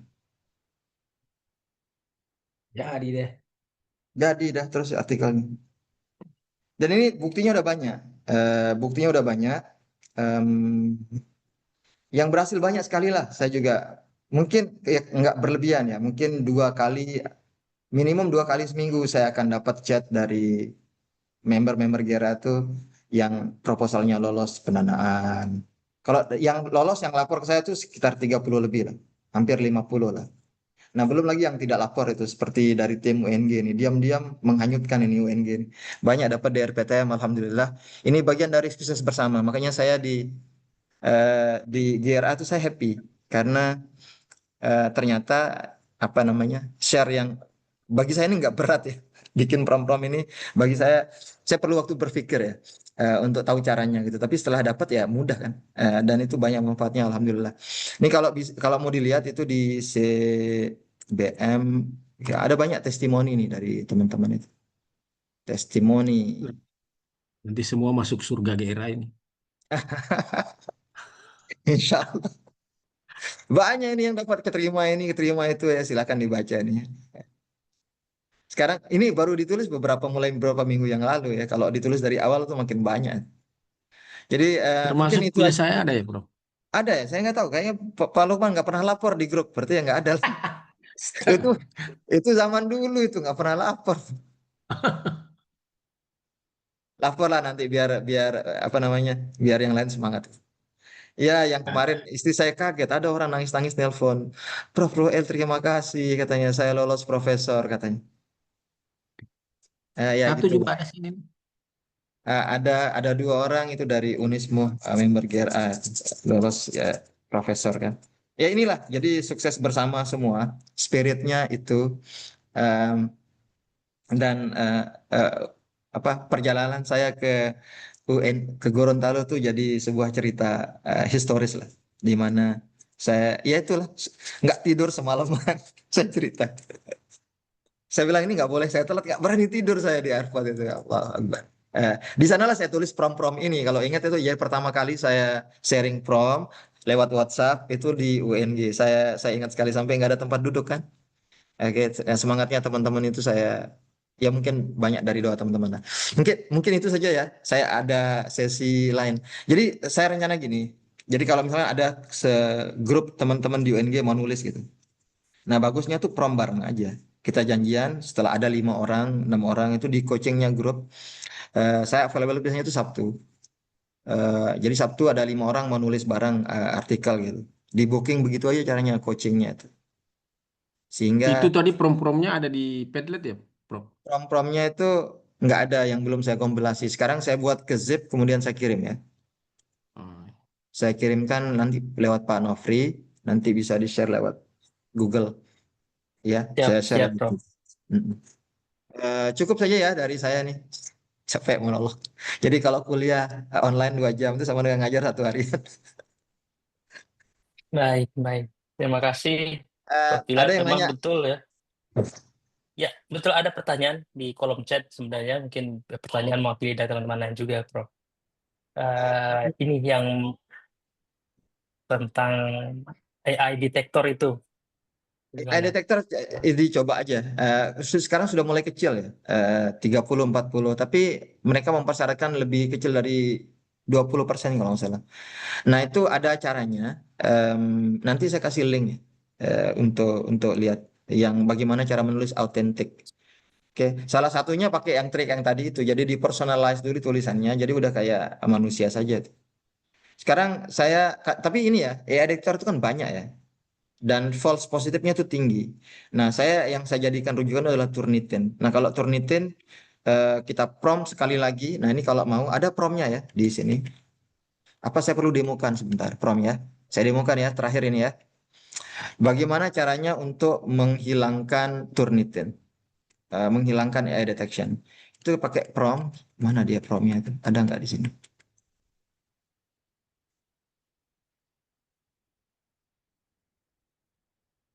Saya pun lupa. Kalau kalau nggak ada, oh ada tadi saya lihat kalau nggak salah.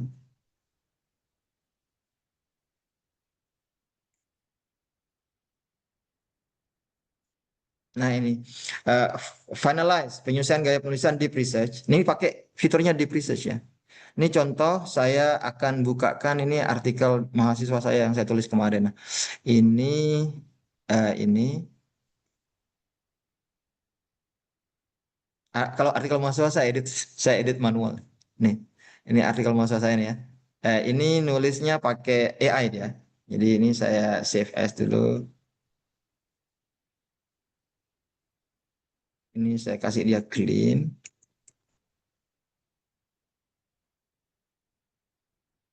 Oke, kemudian saya accept on.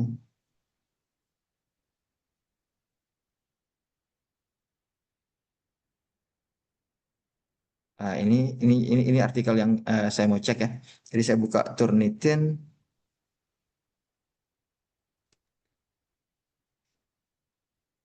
Sebelumnya nih kalau nggak salah deteksinya tuh 40% ya. Saya buka Turnitin, buka, lalu kita cek lah.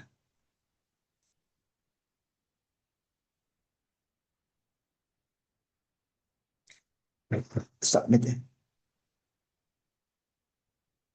Atas sebelum deep research, saya ambil di sini.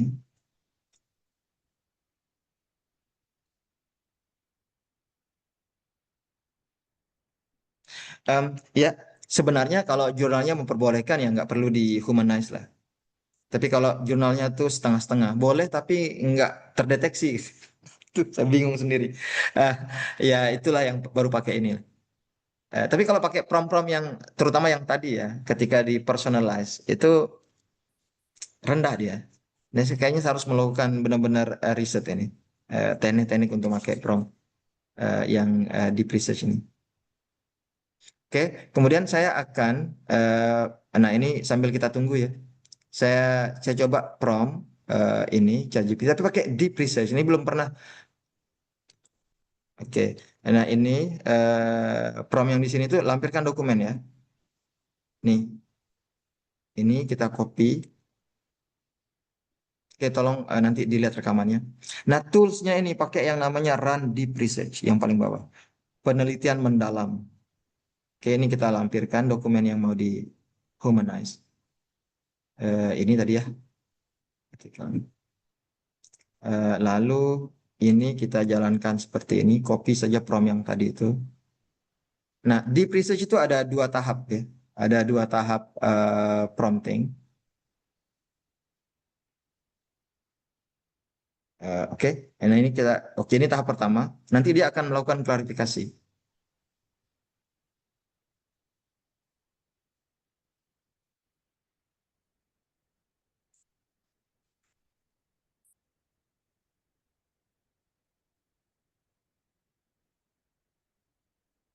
Ini kita mesti ini apa namanya? Mesti respon. Nah, dan ini dia perlu waktu. Kadang-kadang ada 10 menit, 5 menit gitu. Tapi dia bisa langsung nge-humanize dari depan sampai belakang.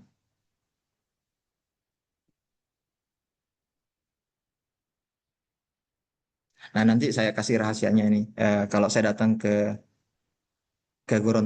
Gorontalo lagi, di mana nulis pakai deep research, satu kali prompt, artikelnya jadi. Tapi saya sarankan ini untuk nulis review, nulis review saja yang paling reliable. Nah, ini ditunggu ya, lumayan waktunya. Ini kita cek dulu berapa ini. Nah, sebelum DR, similarity-nya 1% ya. Kita buka. Kemudian Turnitin AI-nya berapa kita cek. Y-nya sudah rendah. Karena sudah saya permak. Ini AI-nya nah enggak. Nah, udah rendah ini, udah 20%. Ini tulis pakai AI yang dari GRA. Jadi memang enggak kedeteksi lah. Enggak perlu pakai humanize pun sudah di bawah 20% ini AI detection-nya. Kadang kalau pakai humanize itu apa artinya sangat simpel terus artinya jadi beda gitu. Nah, itu yang pakai Hambot. Oh, Nah, ini yang ini pakai AI ya. Pakainya itu. Jadi ya, tadi udah saya tulis udah nggak kedetek itu. Oke lah ya, teman-teman semua. Insya Allah nanti kalau ada kendala nanti bisa tanya. Kalau mau kayak bikin nulis bareng gitu. Nah, bisa lah kita bikin nanti sambil Prof, ada Ngeprom, Prof, jujur aja. ngeprom barang gitu caranya. Tapi nggak bisa banyak-banyak. Kalau 100 orang terlalu banyak. Idealnya Kalau mungkin di offline, bawah 10.